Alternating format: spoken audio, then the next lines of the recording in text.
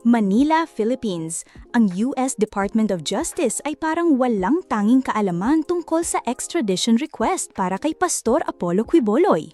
Parang umiiwas sa tanong. Sinabi ng spokesperson na mahihirap kaming makipag-usap hanggat wala pa siya rito kasi sino bang gustong makialaga ng totoong chismis?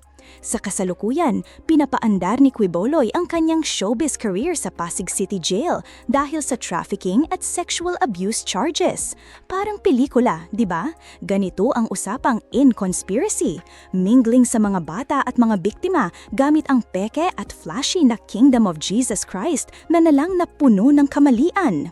Kung sino-sino pa ang nabiktima niya to, kabilang ang mga kaanak na nagdalan dito sa Amerika, umabot pa ng bogus charity to fund his bling-bling lifestyle. Tila kapana-panabik ang stand-up comedy ni Quiboloy bilang dating spiritual advisor ni Duterte. Pero ngayon, mukhang mas nakakatawa siya dahil sa kanyang mga denials, tulad ng, "Bakit ako? Di ko alam yan." Ngunit ang magandang balita ay si Ambassador Jose Manuel Romualdez nag-confirm na may extradition request na. Pero ang Department of Justice, parang nang case closed.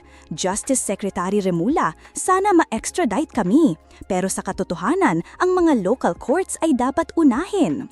House Deputy Minority Leader Rep. Percy Sendanya, abala sa pag-calls para sa swift action dahil kung hindi, baka magtago pa si Quiboloy sa kanyang power influences sa pagiging pastor.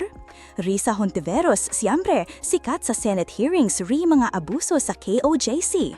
Ang sagot niya, walang sino man, kahit na anong anak ng Diyos, ang nakatakas sa batas, lalo na ang mga nagtasala sa kabataan. Kaya, mga kababayan, ready na ba kayong tumawa at tumulong sa paghatid ng hustisya?